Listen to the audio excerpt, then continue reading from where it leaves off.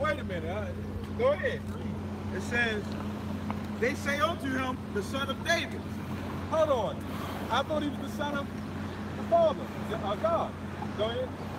That's where it gets confusing in the New Testament. Go ahead. He said unto them, how then doth David in spirit call him Lord, saying, the Lord said unto my Lord, sit thou on my right hand. That's what he just read. Till I make thine enemies thy footstool. So how David going to call his son Lord? Because through the genealogy, the one you call Jesus came from the loins of David. First, well, even before that, but David was what is it? He was set. Well, you know, David was set up to be chosen by the Lord. Okay, the kingdom that's going to be set up is going to start with the house of David. Okay. Yeah, Matthew 20, 22 and 45. It says, if David then call him Lord, right? How is he his son? See? Hold on. That's confusing. Wait a minute. How's he calling him Lord and he's his son? That's like him, hey, Lord. Hold on. I'm the leader. Lord is leader. So how am I going to call him Lord? I'm just making an example. Well, read. It says, and no man was able to answer him a word, neither durst any man from that day forth ask him any more questions. Right, because it was so deep, the parables that Yahweh was so-called spitting out, those were deep, deep parables. Psalms 34, you got that? Oh, yeah. Again, and then we're going to jump back on, hey sir, you a Christian? You're an atheist, agnostic, or? Buddhist. Okay. You know, Buddhist was a black man. He don't like that shit. They don't like any of them. And we was going into Memorial Day. We started that. All right, go ahead, read that again. Proverbs 30 and 4.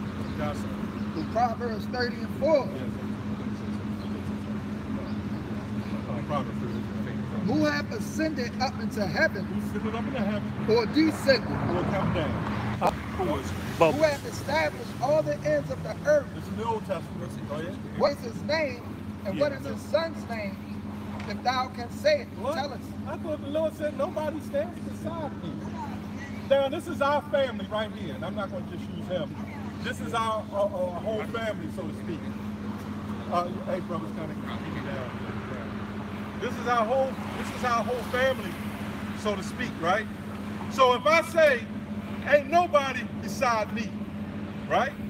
That's not talking about them. They're with me. The scripture says he was not with me is against me. So when you read, somebody get Ephesians 4 and 4. This goes to Yahweh Shah and the body of his elect. Hey, concubine, you're going to be a concubine. All right, go ahead. Can I ask you a quick question? Right. Yeah. Now, you know who King David's son was? Yeah. And a bunch of stuff. Yeah, he said he was shaking his head. Okay. Yeah. So King David, now let me ask you another question. King Solomon died an old man, right? The Lord said he was going to punish him with stripes. Because of going off, messing with all the strange women. He only committed strange, that's what I meant, because of the women. Well, that's what I'm getting at. He didn't really commit he committed fornication unto the Lord. But the women, he started following them gods. It wasn't that he was messing with strange women. It was because he followed their gods. And that's why he said his wives caused him to go off, because he married these wives. There wasn't nothing wrong with concubines. Okay, go ahead. If I can say that, because you said something about like Hebrew. Like, do you know what Solomon means in the Hebrew? No. It means peace. Well, Yeah, but no. but that's with the camera. It ties in with Yahweh Shah. Right. You know, because there's a such thing as Nomen Omen. You know, on name prediction. You know what I'm saying? So the name peace, that's what Yahweh Shah was. You know, it's going to be a kingdom of peace. But why did he get that name Peace? He got that name Peace because there was a short amount, I believe 60 years, 70 years of peace. So it was a 40 years, just around there. It was about 40 years of peace. And that's the only time we had any kind of little bit of rest. But now, going back to what I was saying, when he was supposed to get those stripes, right? How did King Solomon get punished? Because he didn't get punished. He died an old man. He got punished because he came back as Jesus, Yahushua, and then he got striped. That's when he got those whips. When he got put to death, but it was all about the Lord's plan. The Lord is a 2, 3, 4, 20-fold being. So saving the children of Israel was part of it, but also it was part of his punishment. Which means if the Lord, he punished his own son, who are we? This is why we punish. This is why we got these heathen nations over us. That's why. Because we're punished for following their gods that they took, like Buddha. Now they're Christians. We're the real Christians. You know what Christian means? Christian means anointed. You know? Did anybody get the Ephesians 4:4? Yeah, you got it? Yeah, read it. I got something to back it up. This is 1 Corinthians. So now you understand the relevancy of the New Testament, right? Okay. This is 1 Corinthians 12 and 27. Now ye are the body. Now ye are the body of Yahushua and members in particular. Right. No, Ephesians 4:4? No, I got something to back it up. Okay, go ahead. Yeah. I'm gonna bring it up. Yeah. It's Ephesians 4:4. There is one body and one spirit, even as ye are called in one hope of your calling. Right. One Lord, one faith, one baptism, one God and Father of all, who is above all, and through all, and you all. Right, read it again. Revelation 22 and 16. Got it. Ephesians 4:4. There is one body. There is one body. So, hold on, if there's only one body, is that singular? Yes, it is. But that body has arms, legs. Well, we look at that, going back to Isaiah 44 and 11, when he said, there's none else beside me. Yahushua is the body, part of the body. We are part of the body of Yahushua. So there is no other God beside him. And then when you really get deep into it, did he not have prophets set up? So when it said there's no one else beside me, didn't he have prophets set up? Hold on, I thought the prophets wanted to be beside him too. If you had a prophet, which was in the prophet Isaiah, if you had the prophet Isaiah prophesizing against the downfall of a kingdom, all the prophets prophesizing, hold on, why would the Lord send nobody else beside him? And the fucking way, there was prophets prophesying in the Garden of Eden. Yeah. He said he heard the voice of the Lord in the garden. Yes. Yep. So that you got to understand in Hebrew, that's what's good that you want to get into Hebrew. Because the Hebrew will go a little deeper into it. You got this English language screwed up. You got homophones, you got Gentiles, which means heathen, Goyim, and Gentiles, which means our people. Because we're strangers. And you got world, you got the word stranger, which means somebody foreign, not of you, or stranger, somebody, like you can have a woman that's a stranger to you. You ever had a woman, all brothers said, damn, I thought I knew her, man, I never really know her. I've been with this bitch, this bitch was a stranger. She was still your woman, but she was a stranger. And that's why women walk up and down like that. They're going to be possessions in that day. The scripture says, in that day, thy daughter should be willing, in the book of Psalms. Now, why do you think, put the camera on them, why do you think them women walk around like that, man, wanting to look pretty? Because it's in their spirit to be what God set them up to be. They're just under an oppression of the white man who set them up. That's why they're walking around like that. The scripture says in the book of Acts, thy daughter should be harlots in the streets. You know? Our women don't do nothing but follow the white woman, man. You know? Speak up, man. And them saw another woman walking along switching hard with tights.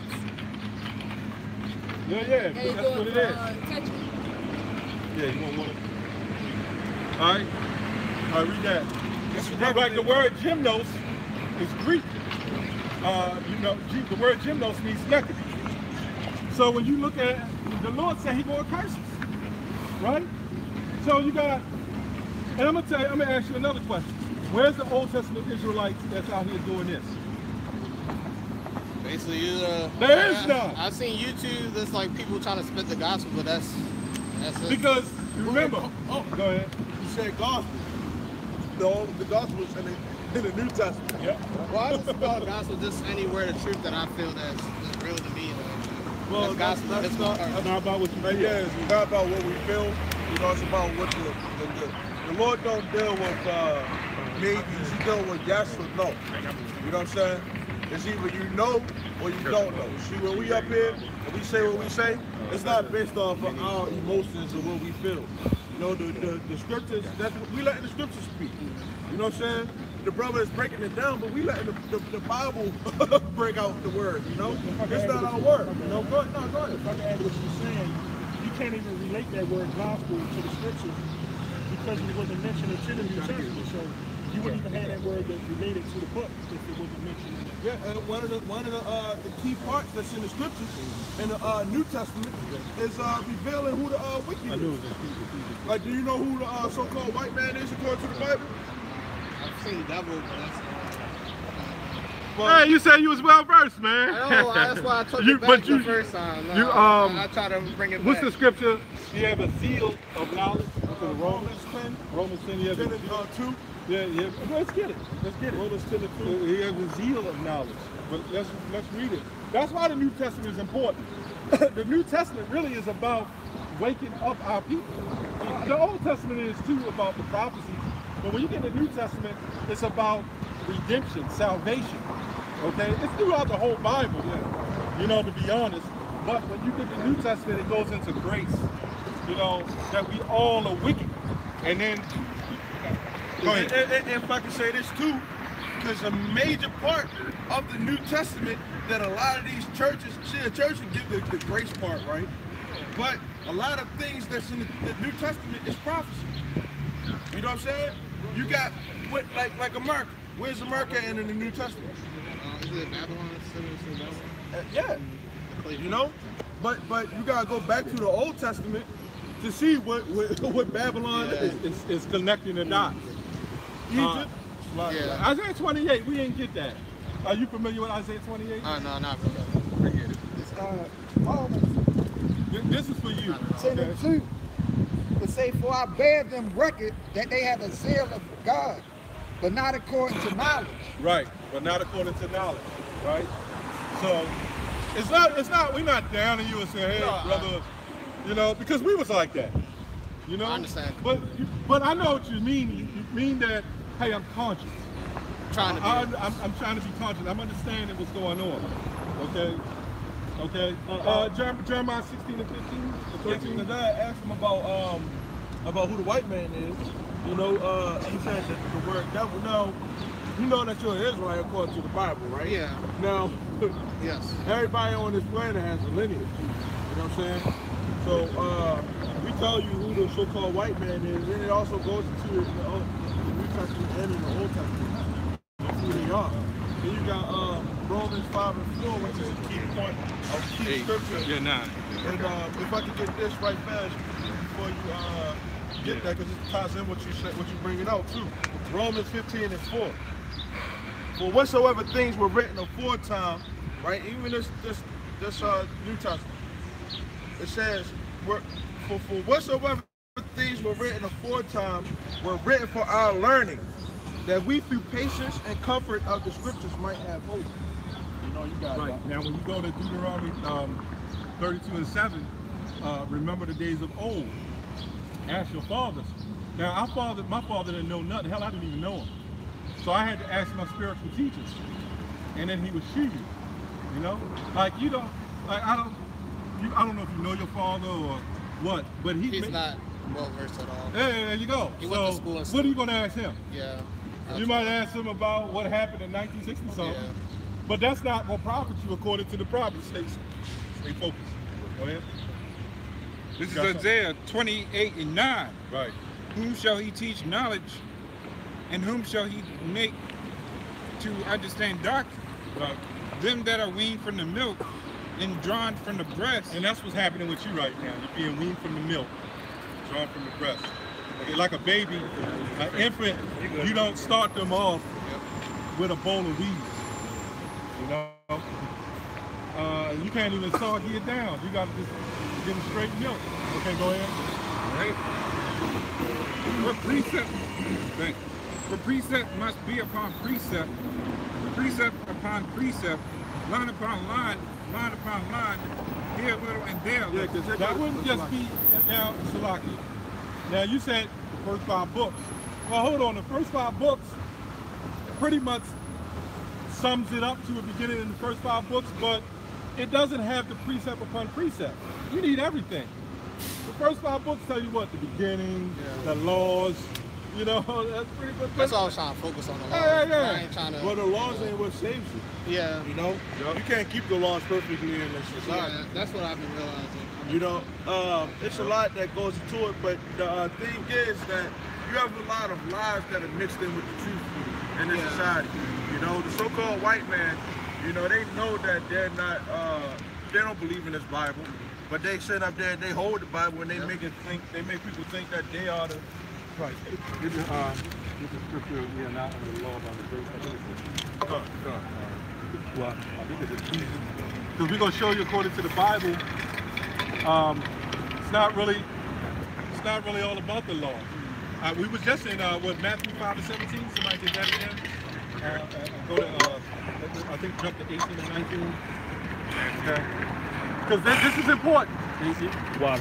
See, the reason why, if you could keep the law, then that means we wouldn't be in captivity, right? Yeah. If we could keep the law, our wives would be good, our children would be good, the food would be good, there'll be no homosexuals walking around. But we can't even keep telling the commandments. Yeah. So the Lord, the one you call Yahweh, is the deliverer.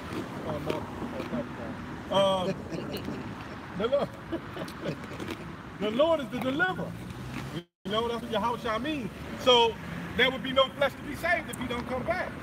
So there's no way to keep a law 100%. That's the whole point. Deuteronomy 28. You understand that? Yes. Us being in captivity. Okay, so if we're put in captivity, how can we keep the law? If we could keep the law, now I understand you don't shoot off the law. You try to keep the law to the best of your ability. Yeah. Okay? But there's only but so forth something called temperance, which is balance. Go ahead. Matthew 5 and 18. Right. This is Matthew 5 and 18. For verily I say unto you, till heaven and earth pass, one jot or one tittle shall in no wise pass from the law. So that was, you know, because we don't want people saying, well, you know what, we're in captivity? The hell with the law. No, that means you don't commit homosexual acts, obviously. You don't commit adultery, okay, unto another man's wife, you know? We can't keep the 100% cotton law. Yeah. No, that's GMO. Yeah. But you got camps that do that. They look good,